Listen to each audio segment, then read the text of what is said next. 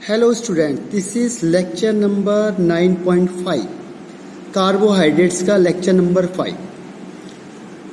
Lactose में मैंने आपको पहले ही बताया था कि स्ट्रक्चर में डिफरेंस है ग्लूकोज और ग्लैक्टोज में, वो है C4 कॉन्फ़िगरेशन में। अगर हमने C4 कॉन्फ़िगरेशन को फ्लिप कर दिया, चेंज कर दिया, तो हमें क्या है, ग्लूकोज और ग्लैक्टोज दोनों चेंज हो जाएंगे। यानी ग्लूकोज के C4 पोजीशन को हमने चेंज किया तो हमें मिलेगा ग्लैक्टोज। और ग्लूकोज और ग्लैक्टोज क्या होते हैं, इपीमर होते हैं। इपीमर का मतलब क्या होता है कि C1 को छोड़ के, क्योंकि C1 को हम एनोमर कहते हैं, तो C1 को छोड़ के अगर कहीं पे भी कोई भी कॉन्फ़िगरेशन में डिफरेंस हो रहा है तो उसे हम कहते हैं इपीमर। इपीमर ध्यान रखना, एक क्वेश्चन आता है कई बार इपीमर का। इपीमर मीन्स जो कॉन्फ़िगरेशन होगा वो चेंज होगा C1 को छोड़ के, यानी C2, C3, C4, तो that is called epimer. Next heading is polysaccharides. Polysaccharides किसे कहते हैं कि जो कार्बोहाइड्रेट होते हैं, पॉली मीन्स बहुत सारे, यानी इसमें large number of monosaccharides unit आपस में कंबाइंड होंगे थ्रू ग्लाइकोसाइडिक लिंकेज, तो that is called polysaccharides. Poly means बहुत सारे मोनोसेक्राइज यूनिट आपस में कंबाइंड होते हैं, लिंक होते हैं थ्रू ग्लाइकोसाइडिक लिंकेज। तो जो हम इसमें स्टडी करेंगे यहाँ पे वो है starch, cellulose and glycogen. Starch के दो टाइप्स होते हैं, यानी इसके दो फॉर्म होते हैं, एमाइलोज एंड एमाइलोपेक्टिन। इनका जो जनरल फॉर्मूला होता है दैट इज C6H10O5। जैसो C6 ये है C6H12O6, इससे उन्होंने एक वाटर का मॉलिक्यूल क्या किया, निकाल दिया। तो देखो H12 है, दो निकले तो H10 हो गए। ऑक्सीजन के 6 से एक ऑक्सीजन निकला तो O5, इसमें N। अब इसमें N मॉलिक्यूल्स डाल दो, यानी जनरली N कितना हो सकता है, 100 से लेके 3000 तक कितना भी हो सकता है। तो ये आपका हो गया क्या, पॉलीसेक्राइज। Poly means many. तो जो स्टार्च होता है, स्टार्च क्या है, polymer of alpha D glucose. और स्टार्च है जो दो कंपोनेंट से मिलके बनता है। एमाइलोज 15 से 20% एमाइलोज होता है और 80 से 85% इसमें होता है एमाइलोपेक्टिन। तो हमने क्या किया, इसको डिफ्रेंशिएट कर दिया, एमाइलोज को और एमाइलोपेक्टिन को क्या किया, डिफ्रेंशिएट। इससे क्या होगा, इसकी कैरेक्टरिस्टिक्स आपको अलग से पता चल जाएगी और इसकी कैरेक्टरिस्टिक्स आपको यहाँ से पता चल जाएगी। और अगर डिफरेंस है तो डिफरेंस आपको ऑलरेडी पता चल जाएगा यहाँ से।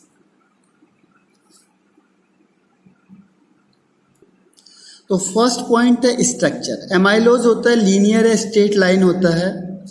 एमाइलोज बिल्कुल स्ट्रेट लाइन में बनेगा, जबकि जो एमाइलोपेक्टिन होता है वो linear as well as branched. ये ब्रांच और लीनियर दोनों बनता है, दैट इज कॉल्ड एमाइलोपेक्टिन।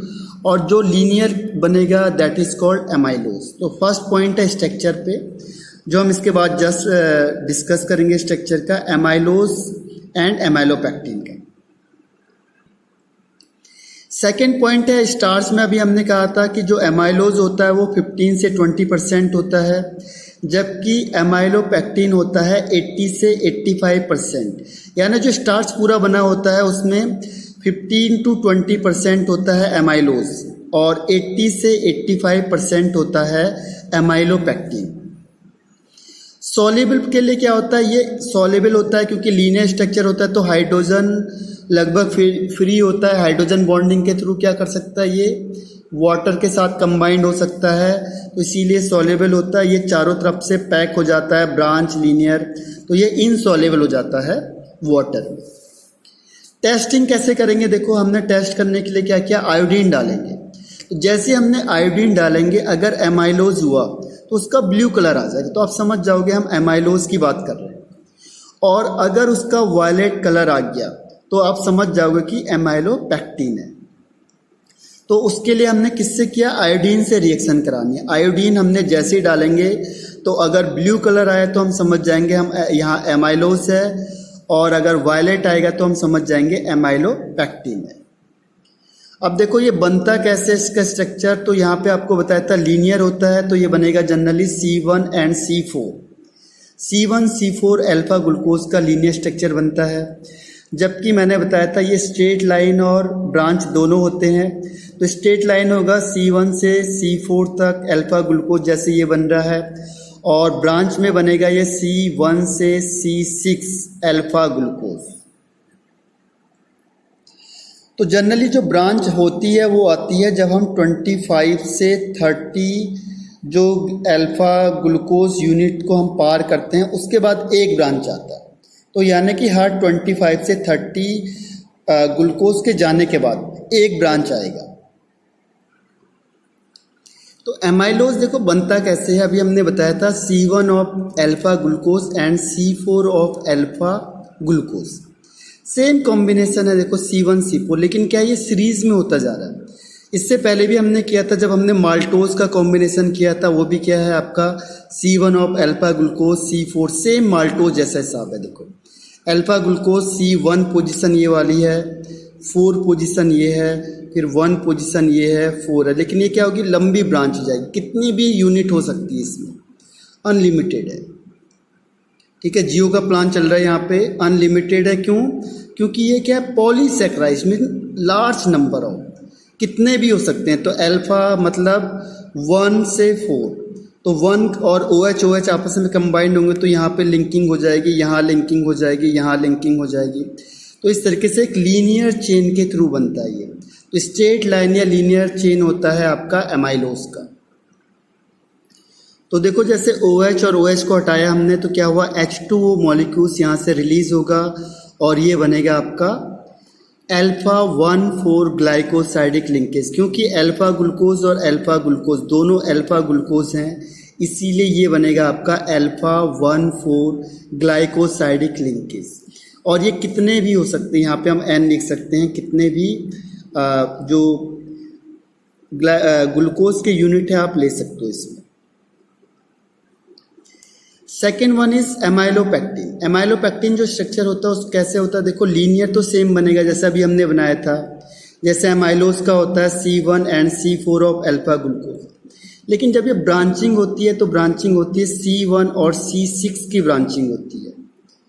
और ये ब्रांचिंग कहाँ होती है, जब 25 से 30 ग्लूकोज के यूनिट पार हो जाते हैं, उसके बाद एक ब्रांचिंग होगी। आपको दिखाता हूँ, जैसे सपोज करो ये बनाया आपने, एक ग्लूकोज है, अल्फा ग्लूकोज है, तो OH नीचे होगा इस तरीके से, बाकी तो सारा कॉम्बिनेशन सेम होता है। अल्फा में OH इधर हो जाएगा, ये 1 पोजीशन है, फिर क्या होगा C4 होगा, C4 का मतलब इधर हो गया, OH नीचे होता है, तो ये आपस में कंबाइंड हो जाएंगे इस तरीके से, यहाँ ऑक्सीजन आ जाएगा, तो लीनियर चेन बनती जाएगी। जैसे 1 2 3 4 5 6 7 8 9 10। तो ऐसे यूनिट जाने के बाद जैसे 25 यूनिट आएंगे, 1 2 3 4 करके ऐसे 25 आएंगे, 25 से 30 के बीच में कहीं पे भी फिर क्या होगा, देखो यहाँ पे मैंने बनाया जैसे OH, ये सपोज करो 26 वाला है, और एक नीचे से आएगा, देखो यहाँ पे थोड़ा सा ध्यान देना, ये बनाया मैंने ग्लूकोज, क्योंकि लीनियर लाइन ये है, लीनियर ये ब्रांचिंग हो रही है इसमें।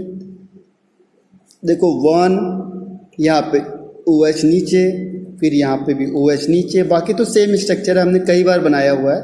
6 को बना देता हूँ मैं डायरेक्ट, देखो CH2OH, CH2OH। अब देखो क्या हुआ, ये 6 है और ये 1, तो इन दोनों में फिर ये OH पास आ गया, तो क्या होगा यहाँ से H2O यहाँ से रिलीज हो जाएगा, और ये 1 और ये 6 आपस में कंबाइंड हो जाएंगे कुछ इस तरीके से। देखो जैसे मैं इसको दिखा रहा हूँ, ये आपका 1 पोजीशन हो गया, यहाँ पे O आ जाएगा, और यहाँ पे फिर CH2 आ जाएगा, और ये आपका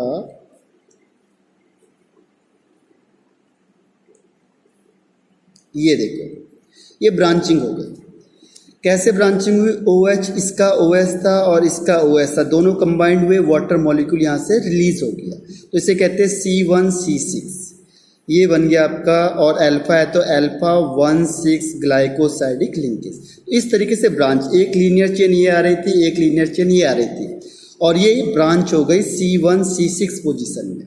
तो एमालोपेक्टिन में क्या होता है, ब्रांच भी होता है और लीनियर भी होता है। तो लीनियर ये ब्रांच है, लेकिन ब्रांचिंग कब होगी, जब 25 से 30 ग्लूकोज के यूनिट चले जाएंगे, उसके बीच में क्या होगी, 25 के बाद और 30 से पहले, यानी कभी भी हो सकती है उन दोनों के बीच में।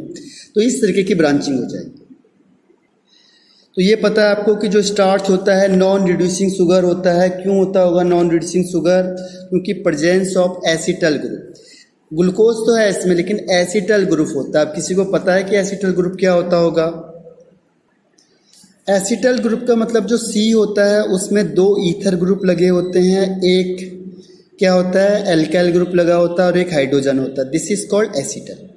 तो क्या होता है, जो आपका स्टार्च होता है, देखो यहाँ से उठा के देखो, ये कार्बन को देखो, एक ईथर ग्रुप ये हो गया, एक ईथर ग्रुप ये हो गया, 2 ईथर ग्रुप, एक सी ग्रुप, एक एच ग्रुप, इसे कहेंगे एसिटल। अब होता क्या है, क्योंकि ये हजारों यूनिट आपस में ऐसे कंबाइंड होते हैं, तो क्या होगा, ओवरऑल कोई भी ग्रुप फ्री होता नहीं है, सारे के सारे इस तरीके से कंबाइंड होंगे। तो ये आपका क्या हो गया, एसिटल। कैसे देखो, सी है, एक ईथर ग्रुप ओ ये हो गया, एक ईथर ग्रुप ओ ये हो गया, एक सी यानी एल्काइल ग्रुप ये हो गया और एक एच ये हो गया। This is called acetyl. ध्यान रखना है, जो भी पॉलीसेक्राइड होगा उसमें क्या होता है, बहुत सारी लंबी चेन होती है, तो कोई लास्ट टर्मिनल नहीं होता है, सारे के सारे ऐसे ही कंबाइंड होते हैं। इसी वजह से इसे हम कहते हैं एसिटल।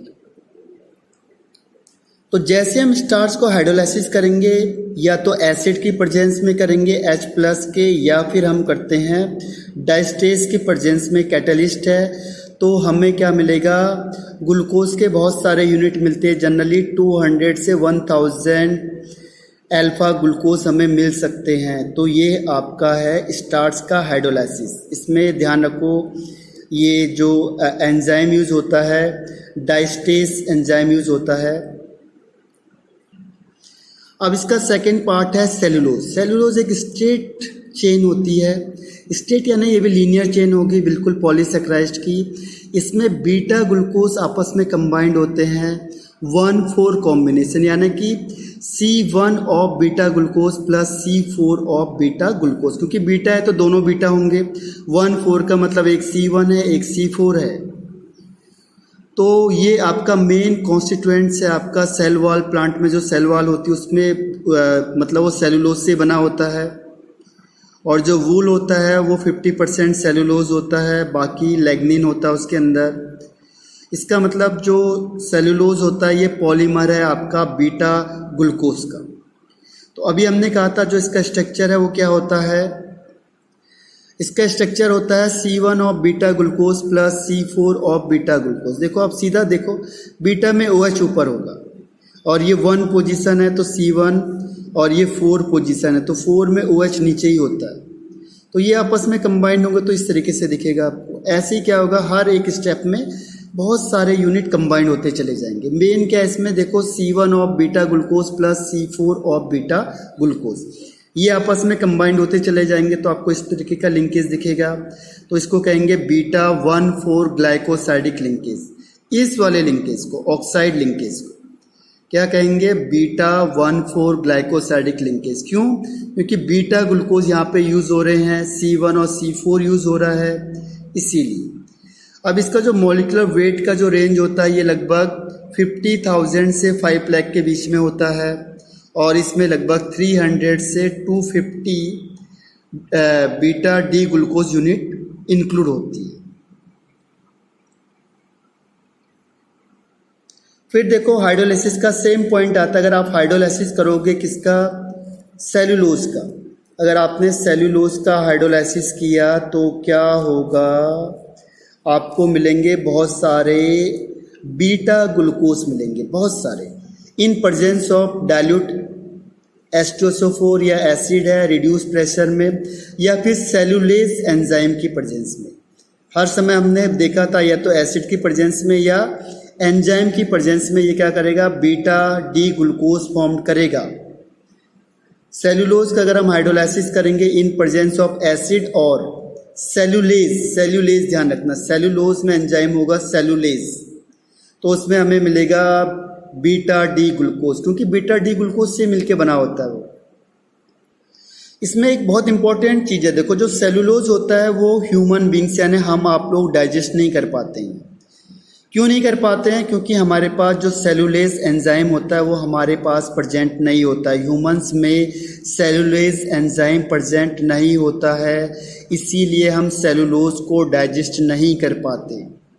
क्वेश्चन आता है इसमें कई बार कि हम सेलुलोज को डाइजेस्ट क्यों नहीं कर पाते हैं? क्योंकि हमारे पास जो एंजाइम है सेलुलेज ये प्रेजेंट नहीं होता है।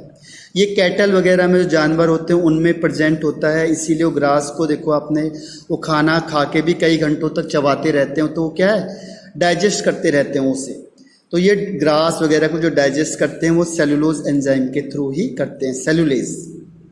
सेलुलोज होता है वो क्या करता है, नॉन रिड्यूसिंग एजेंट होता है। क्यों? क्योंकि वो Tollens reagent of Fehling solution को रिड्यूस नहीं कर पाता है, और ये वाटर में इनसॉल्युबल होता है लेकिन ऑर्गेनिक सॉल्वेंट में ये सॉल्युबल होता है। अब इसका लास्ट पॉइंट आता है ग्लाइकोजन। एक्चुअल में ग्लाइकोजन क्या होता है, इसे हम एनिमल स्टार्च कहते हैं। ये हमारे पास रिजर्व कार्बोहाइड्रेट होता है। रिजर्व मतलब हमारे पास बचा रहता है, ये हम इसको बचा के रखते हैं बॉडी में कि इमरजेंसी के लिए काम आएगा। अगर सपोज आपने कई दिनों तक या कुछ टाइम खाना नहीं खाया है और तो आपकी बॉडी क्या करेगी, इस रिजर्व कार्बोहाइड्रेट को यूज़ करती है। अब ये जो ग्लाइकोजन है ये ब्रेक डाउन होगा और यहाँ से आपको एनर्जी मिलेगी। तो आपकी बॉडी क्या करती, धीरे धीरे करके कम होती चली जाएंगी, तो वो ग्लाइकोजन के रूप में फॉर्म में क्या करती है, स्टोर करती है किसको, कार्बोहाइड्रेट को, कि ये इमरजेंसी में काम आएगा। उसे हम यहाँ पे कहते हैं ग्लाइकोजन। और क्योंकि स्टार्च की तरह होता है इसीलिए हम इसे कहते हैं एनिमल स्टार्च। रिजर्व कार्बोहाइड्रेट होता है, ये फाउंड होता है लीवर में, मसल्स में, और farmer being a particular rich source होता है। ठीक है, इसमें मैंने अभी बताया था। और ये जनरली अकर्स होगा ईस्ट में, मशरूम में, सेलोप्स में। ये क्या होता है, मिलता है हमें। इसका स्ट्रक्चर क्या होता है, सेम होता है जैसे एमाइलोपेक्टिन का होता है, सेम। C1C4 लीनियर में बनाएंगे, अल्फा ग्लूकोज C1C4 सेम है। C1C6 बनाएंगे हम अल्फा ग्लूकोज ब्रांच में। बस एक डिफरेंस होता है कि ज़्यादा ब्रांच होता है, बस, और कोई डिफरेंस नहीं। This is the one difference. इसमें एकमात्र डिफरेंस होता है एमाइलोपेक्टिन से, एक डिफरेंस है कि ज़्यादा ब्रांच होता है। एमाइलोपेक्टिन क्या हो रहा था, 25 से 30 के बीच में ब्रांचिंग हो रही थी, और यहाँ पे जो ब्रांचिंग होगी ये होगी 12 से 18 के बीच में ब्रांचिंग होगी। ग्लूकोज यूनिट के बीच में जो ब्रांचिंग होगी वो 12 to 18 यूनिट के बीच में होगी। ये नॉन रिड्यूसिंग शुगर होता है, ठीक है, नॉन रिड्यूसिंग शुगर होता है। इसका मॉलिक्यूलर वेट होता है 10⁶ से 5 × 10⁶ तक, यानी इसमें 6000 से 30,000 अल्फा ग्लूकोज के यूनिट आ सकते हैं, इतना इसका मॉलिक्यूलर वेट होता है। और क्या होता है, हाइड्रोलाइसिस करेंगे ग्लाइकोजन का तो हमें क्या मिलता है, अल्फा ग्लूकोज। क्यों? क्योंकि अल्फा ग्लूकोज से बना होता है, तो इसलिए हमें अल्फा ग्लूकोज ही मिलेगा। और ये नॉन रिड्यूसिंग शुगर होता है, यानी फेलिंग सॉल्यूशन को, टॉलेंस रीजन को ये रिड्यूस नहीं कर पाता है। तो इस तरीके से ग्लाइकोजन में आपको इतना ही पूछा जाएगा। इसमें 2-3 क्वेश्चन आते हैं। पहला कि इसका स्ट्रक्चरल डिफरेंस क्या होगा एमाइलोपेक्टिन के साथ, तो ये ज़्यादा ब्रांच होता है, 12 to 18 यूनिट में ब्रांच हो जाएगा, जबकि एमाइलोपेक्टिन होता है 25 से 30 डिग्री में। दूसरा, ये नॉन रिड्यूसिंग होता है, म्यूटर रोटेशन शो नहीं करेगा। और एक लास्ट इसमें पूछा जाता है आपका एनिमल स्टार्च, कि इसे एनिमल स्टार्च क्यों कहते हैं या रिजर्व कार्बोहाइड्रेट क्यों कहा जाता है, ठीक है, और ये कहाँ पे प्रेजेंट होता है। तो इस तरीके से इसके क्वेश्चन जो बनते हैं वो ये है। तो ये 9.6 वाला आपका जो लेक्चर है वो फिनिश होता है। Thank you.